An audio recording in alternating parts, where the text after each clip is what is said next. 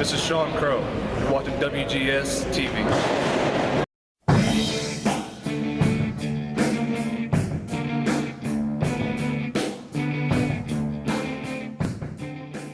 Welcome to another installment of WGS-TV right here on YouTube.com/WrestleGamer. It's me, Double B, Billy Boudreaux, and this is going to be my Impact Wrestling review for the week of May 10th, 2012. We open up Impact Wrestling this week with a segment involving Bobby Roode coming out to proclaim his dominance over, the RVD, and then he goes on to make mention of Jeff Hardy and Mr. Anderson. And then, after a few minutes of him doing his usual heel spiel in the ring, and that's one thing Bobby Roode has done really well as of late, and that's learned how to draw heat from the crowd a lot. And we had first it was RVD coming out, and then it was Anderson, and then it was Jeff Hardy, and they all took turns beating down Bobby Roode, and then Anderson and Hardy went at it because they're going at it at the pay-per-view this Sunday. And then Hulk Hogan comes out with a very interesting main event, and RVD had to choose whether or not he wanted to do it or not because it involved the #1 contendership. It was a fatal four-way: Bobby Roode, RVD, Jeff Hardy, Mr. Anderson. If Jeff Hardy and Mr. Anderson wins, they take RVD's spot. If Bobby Roode wins, he gets his choice of opponent: RVD, Jeff Hardy, or Mr. Anderson. And if RVD wins, he gets to name his stipulation for his championship match this Sunday. And of course, RVD agrees. So, a very interesting opening segment. But from the way everything is going, in fact, they already have Hardy and Anderson booked for a match at Sacrifice. I really don't think they're, after advertising the match, they're gonna take it off immediately and change the match to like Bobby Roode versus Jeff Hardy or Bobby Roode versus Mr. Anderson for the heavyweight title. I really don't think they're gonna do that. So other than that, it's still an interesting opening segment. 3.5 out of 5.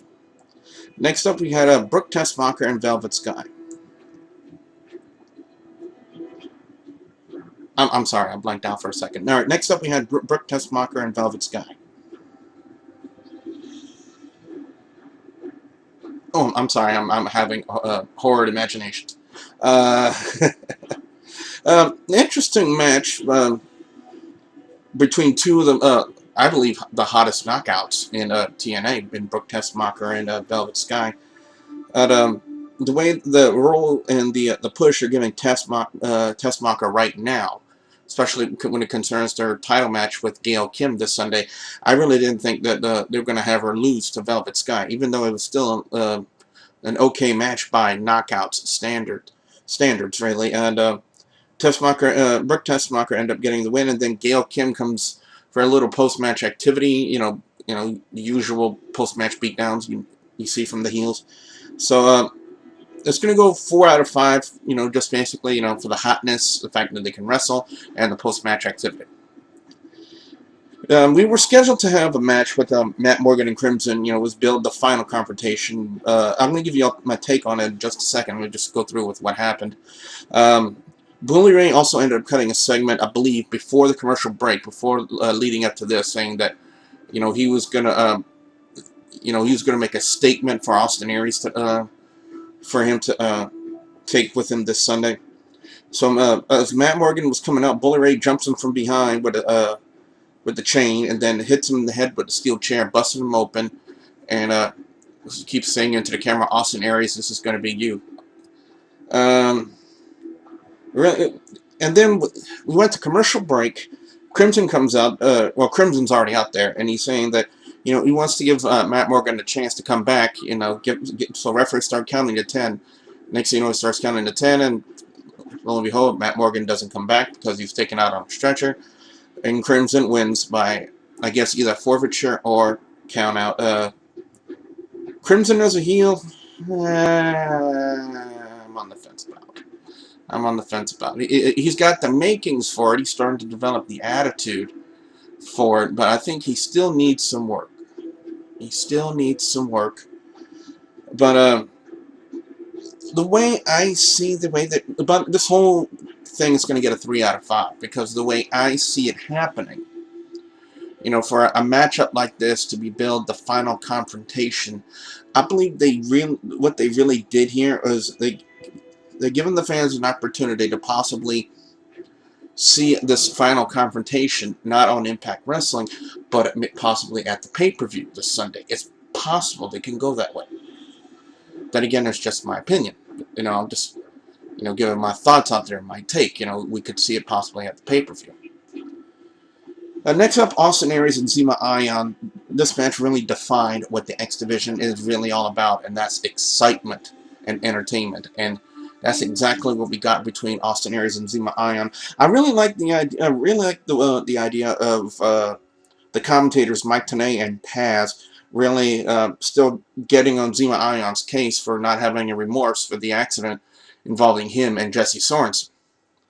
I guess they're really going to keep going with that. I guess possibly until I don't know when, to be honest with you. But it was still very exciting match, very entertaining match between Aries and Zema Ion for the X Division title. Aries retains with the Brainbuster, and I'm just going to go 4 out of 5. It was very exciting, very entertaining, and that's exactly what the X Division is all about. Exciting entertainment. That's what you get from the X Division. It's kind of like the X Division of old days. You know, when I watched that match between Austin Aries and Zema Ion, it's like the X Division of the old days. Exciting entertainment. And that's what we need to bring back into the X Division. That's what put TNA, I believe, on the map, was the X Division. Next up, we had the big reveal of Daniels, AJ Styles' secret, you know, between Daniels and Kazarian and AJ Styles. I don't know really what to say. You know, for those of you who didn't watch it, apparently AJ Styles has been having an affair with Dixie Carter, and I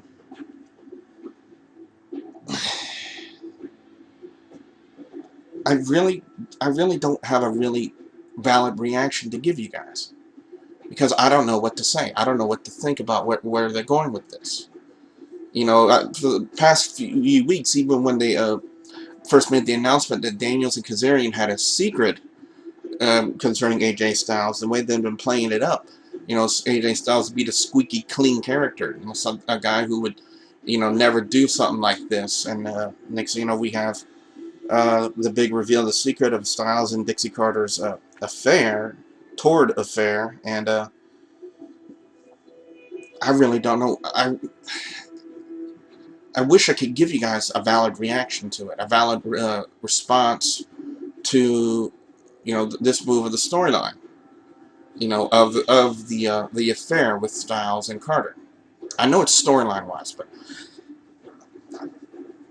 I think possibly what might be better is if I wait maybe a week or two and see where the storyline goes from here, because as of right now, I really don't have a reaction to it. I really don't know what to say in regards to the storyline. Now, I've heard rumors that they were going to go this route. I was hoping they wouldn't, but they ended up going it anyway. I guess maybe to bring some edginess into the storyline with Styles, Kazarian, and Daniels. I guess that could possibly be my only reaction, you know, just to, you know, bring a little drama, edginess, that kind of thing into the storyline. That wasn't needed. Hard to say. I'm thinking TNA possibly might be trying to do things to try to grab more ratings, because, you know, their ratings really haven't been very haven't been very good for Impact Wrestling, and I'm thinking the reason possibly.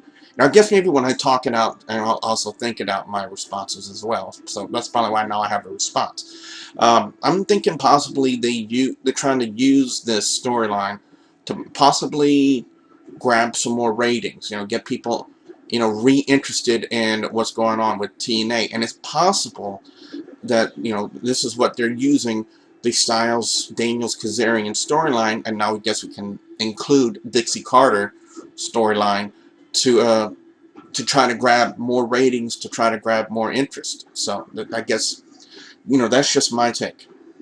As far as the reveal goes, it was a little blasé. Um, even though Daniels is really good on the microphone, and Kazarian as well, and Styles as well.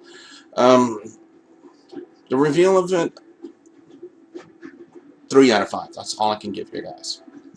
That's a 3 out of 5 is the best I can do. It's the best way I can, it's the best score I can give. Television title match, Devon versus Robbie E. again. I don't know how. I really hope that well, Devon retains, but Robbie T attacks him after the match is over. And what we have now, I think, is a three-way dance, either that or something of that nature. It's Robbie E, Robbie T, and Devon for the television title. And I'm really hoping that they cultivate the feud. I guess it's kind of an insult to call it a feud. It's not really that much of a feud, but I really hope that they cultivate this little thing going on with Devon, Robbie E, and Robbie T at the pay-per-view, because we're supposed to see the television title defended every night, and well, every week rather, and the only people who've gotten shots at the television title, well, besides Bully Ray from Fight Night, Robbie E and Robbie T, over and over again. So I really hope the television title just doesn't devolve into the Devon versus Robbie E title, or the Devon versus Robbie T title. It would really make no sense. And it'd be really an insult to the lineage of television titles, in my opinion. So I'm going to go ahead and give it a 3 out of 5. Next up, it was a segment with Bully Ray and Joseph Parker. I was really impressed with the way that they took the Joseph Parker character, especially in this one. He was funny. He was funny, and he was. You wouldn't think that this alternate character of Abyss. Come on, guys! If you haven't figured that out already, I mean, where the hell have you been? This alternate character of Abyss would be as over as he was with the Impact audience, but he was, and I'll give it to him. He was able to play off that beautifully. Although I think for some reason, I don't know if it might have been the suit he was wearing or whatnot, but man, he was sweating more than Mark Henry walking to the ring. I mean, damn, the dude was sweating. So I'm thinking it's possibly, the suit he had on, and he was under the bright lights and whatnot. So I'm guessing that might have been what caused him to start sweating profusely. But it started going back and forth with Joseph Parker and Bully Ray, and Joseph Parker was bringing up to the fact that and by the way, he was playing the lawyer character really, really well, and he was playing, and I'll give it to TNA. They did something interesting now with the Abyss Joseph Parker character, and I'm really interested to see where they go. But I got a big thing to review to you guys after the main event match, and I'll tell you what it is as soon as I talk about it. But as far as this segment with Joseph Parker and Bully Ray goes, 4 out of 5, just because I was really impressed with the way Joseph Parker, the way they did the character, the way that he was able to, I guess kind of feel into the lawyer gimmick, the lawyer character, in a sense. I'm hoping I'm explaining that as best as I can.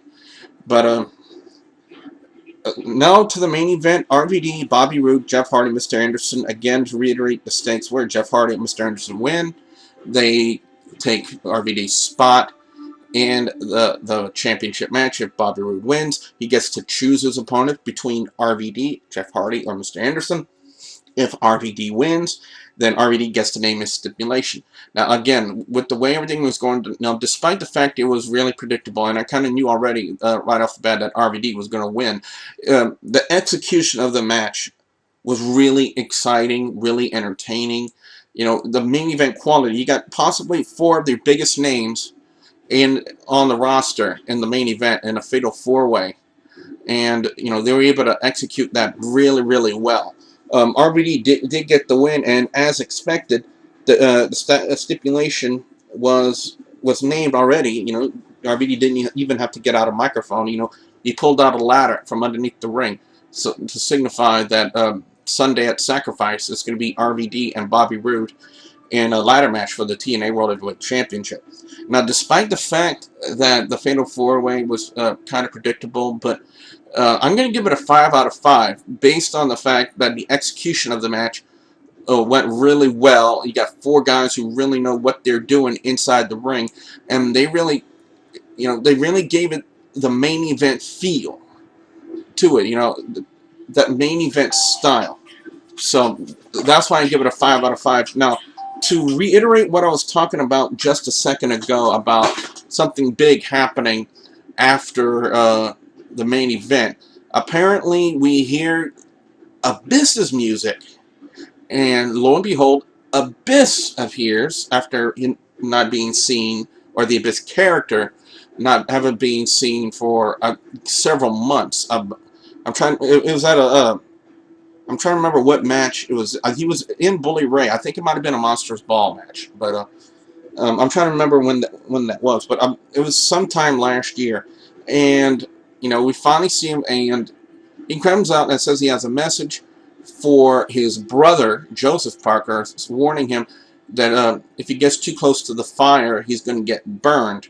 So now that's got me interested and wondering, where are they going with Abyss now? Where are they going to be going with the Abyss Joseph Parker saga, in a sense? Where are they taking this? What are they going to be doing next?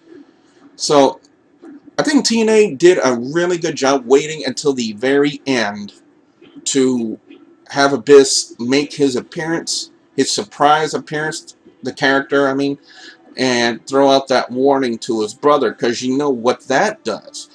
Because I'm intrigued now to see where they're going to go next with it, and I'm pretty sure a lot of fans out there are going to be intrigued as to where they're going to be going next with the Abyss, Joseph Parker saga. So to have it wait to the very end and close out the show with that, I believe, smart, intelligent move by Impact Wrestling.